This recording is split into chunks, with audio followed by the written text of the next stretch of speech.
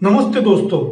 दोस्तों, Franklin Templeton ने उनका 6 डेट फंड बंद करके रखे, तो उसी को लेके बहुत जन का मन में एक डाउट पैदा हो रहा है, डेट फंड में इन्वेस्ट करना सही होगा कि नहीं। मैं आपको बता रहा हूँ, अगर आपका डेट फंड में ऑलरेडी इन्वेस्टमेंट है या आप सोच रहे थे डेट फंड में इन्वेस्ट करेंगे, तो आप निश्चिंत होके इन्वेस्ट कर सकते हैं। इस वीडियो देखने का बाद आपका मन का सारे डाउट क्लियर हो जाएगा। हेलो दोस्तों, मैं हूँ बुद्धो। आपको यही बताना चाहता हूँ, पैसे की सही इस्तेमाल से पैसे की कीमत बढ़ता है, जिंदगी में खुशी आ जाता है। और इस खुशियाँ में मानी से हानि चैनल आपका साथ है। दोस्तों, फ्रैंकलिन टेम्पल्टन का जो 6 फंड बंद करके रखना पड़ा है, उसका 2 इश्यू था। एक है, जरूरत से ज्यादा रिडीम्शन हो रहा था। इसमें बहुत सारे कारण हो सकते हैं, जैसे शेयर मार्केट इतना गिर गया था, लोगों को लगा डेट फंड से रुपया उठा के अगर इक्विटी फंड में लगाऊंगा तो बहुत ही जल्द रुपया ज्यादा हो जाएगा। दूसरा, बहुत सारे कारण भी हो सकता है जिसके कारण रिडीम्शन बहुत ज्यादा हो रहा था। फ्रैंकलिन टेम्पल्टन का जो डेट फंड है, इसमें दूसरे इशू था, वो है इस फंड में क्रेडिट स्कोर अच्छा नहीं है, ऐसा कुछ जगह पे इन्वेस्ट हुआ, तो इसके कारण भी प्रॉब्लम आया। क्योंकि जिनका क्रेडिट स्कोर अच्छा नहीं है, उनको तो रुपया वापस करने में थोड़ा टाइम लगेगा और फटाफट वापस नहीं कर पाएगा। तो इतना ज्यादा रिडिम्पशन हो रहा था, जिसके कारण ये प्रॉब्लम आ रहा था। देखिए, लिक्विडिटी का जो प्रॉब्लम चल रहा था, आरबीआई ने 50,000 करोड़ रुपया म्यूचुअल फंड में डाल के इस प्रॉब्लम कुछ हद तक सॉल्व कर दिया है।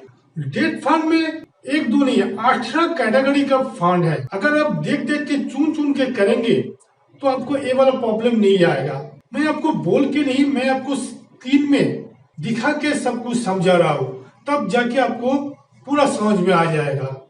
दोस्तों, मनी कंट्रोल में जाके म्यूचुअल फंड परफॉर्मेंस ट्रैकर होके जब डेट फंड में आप देखेंगे तो आपको ऐसा 18 कैटेगरी का डेट फंड आपको दिखाई देगा।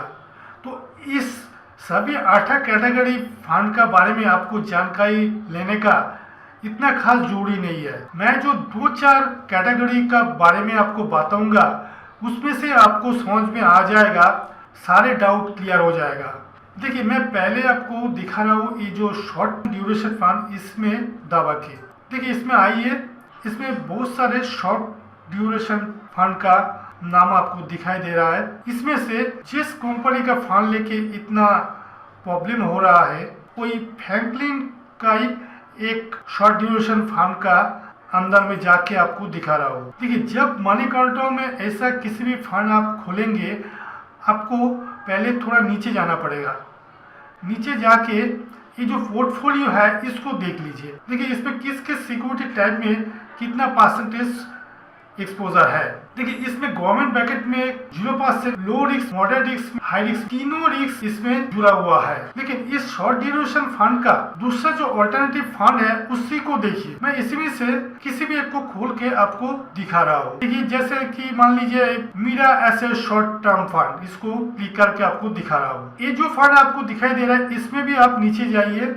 नीचे जो ये जो पोर्टफोलियो है, इसको देखिए। देखिए, इसमें गवर्नमेंट ब्रैकेट इस पे इन्वेस्टेड है और लो रिस्क में मैक्सिमम इन्वेस्टमेंट है।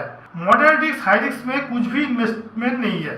देखिए, फ्रैंकलिन टेम्पल्टन का जो शॉर्ट ड्यूरेशन फंड आपको दिखाया था, उसमें मॉडरेट रिस्क, हाई रिस्क में भी इन्वेस्टमेंट था, आपको ज्यादा रिटर्न दिखाने के लिए। लेकिन आपको समझ में आ जाएगा, ज्यादा रिटर्न पाने के लिए हर समय moderate risk, high risk type में एक्सपोजर रखना उतना जरूरी नहीं है। देखिए, मैं आपको दिखा रहा हूँ, इसी फंड में एक साल में एनुअलाइज रिटर्न आ रहा है 9.09%। जैसे कि अभी बैंक में 6% का आसपास रिटर्न आ रहा है, तो इसमें इतना परसेंट एनुअलाइज रिटर्न आ रहा है। मैं इसीलिए ये बताया, डेट फंड में अच्छा रिटर्न पाने के लिए आपको ज्यादा रिस्क टाइप में इन्वेस्ट करने का जरूरत नहीं है। आप थोड़ा इसमें देख लीजिए, देख के इन्वेस्ट करिए, जिससे आपका रिस्क ना का बराबर हो जाएगा। मैं इसके बाद आपको दूसरा कैटेगरी का एक फंड दिखा रहा हूँ, जैसे डायनामिक बॉन्ड फंड। इसको देखिए, इसमें देखिए इतना सारे फंड है। इसमें से मैं किसी भी एक को खोल के आपको दिखा रहा हूँ, जैसे कि SBI डायनामिक बॉन्ड फंड। ये फंड का भी आप नीचे आइए पोर्टफोलियो में, पोर्टफोलियो में देखिए इसमें गवर्नमेंट ब्रैकेट में मैक्सिमम इन्वेस्टमेंट है, लो रिस्क पे कम है, मॉडरेट रिस्क हाई रिस्क में कुछ भी नहीं है। इस फंड का रिटर्न आप देख लीजिए, देखिए एनुअलाइज रिटर्न लास्ट ईयर में 15.41% आया है। तो मैं बार ये चीज दिखा के आपको बताने की कोशिश कर रहा हूँ, डेट फंड में अच्छा रिटर्न पाने के लिए जिस फंड ज्यादा रिस्क टाइप पे इन्वेस्टेड है उसी फंड में इन्वेस्ट करने का आपके लिए जरूरी नहीं है। इसके बाद मैं आपको एक दूसरा कैटेगरी दिखा रहा हूँ, ये जो गिल फंड, इसमें देखिए इसमें बहुत सारे फंड आपको दिखाई दे रहा है।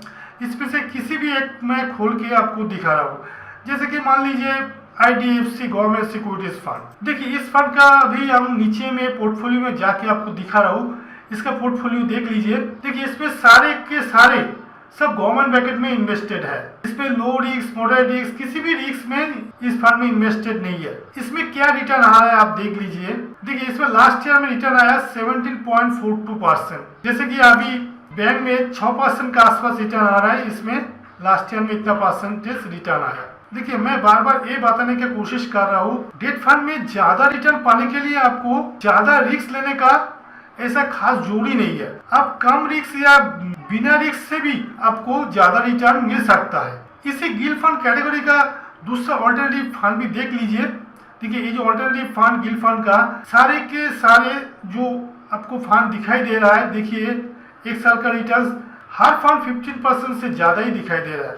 डेट फंड में से मैं और दो फंड का बारे में थोड़ा सा बता देता हूँ, जैसे लिक्विड फंड और ओवरनाइट फंड। डेट फंड में ये जो दो कैटेगरी का फंड है, ये अगर आप शॉर्ट टर्म में इन्वेस्ट करना चाहते हैं, मान लीजिए 5, 7, 10 दिन 2-4 महीने के लिए इन्वेस्ट करना चाहते हैं, तो आप आराम से इन्वेस्ट कर सकते हैं, जिसमें क्रेडिट रिस्क आप ना का बराबर ही मान सकते हैं। इसमें सिर्फ एक चीज ध्यान में रखिएगा, जब बैंक का इंटरेस्ट घटता है तब डेट फंड का इंटरेस्ट बढ़ता है। वैसे ही जब बैंक का इंटरेस्ट बढ़ेगा उस समय डेट फंड का इंटरेस्ट भी घटेगा। उस समय आप चाहे तो डेट फंड से बैंक में स्विच कर सकते हैं। एक अच्छा जानकारी आपको दे रहा हूँ, गवर्नमेंट का जो पेंशन स्कीम है, एक है नेशनल पेंशन सिस्टम और दूसरा है अटल पेंशन योजना। ये जो दो पेंशन स्कीम है, इसमें रेगुलरली डेट फंड में इन्वेस्ट हो रहा है। जो नेशनल पेंशन सिस्टम है, इसमें इक्विटी और डेट मिला के एसेट एलोकेशन करके इन्वेस्ट होता है। जिनका उम्र ज्यादा है उनका ज्यादा एक्सपोजर डेट में ही देना पड़ता है। और अटल पेंशन योजना में सारे के सारे पूरा इन्वेस्ट डेट इंस्ट्रूमेंट में ही हो रहा है।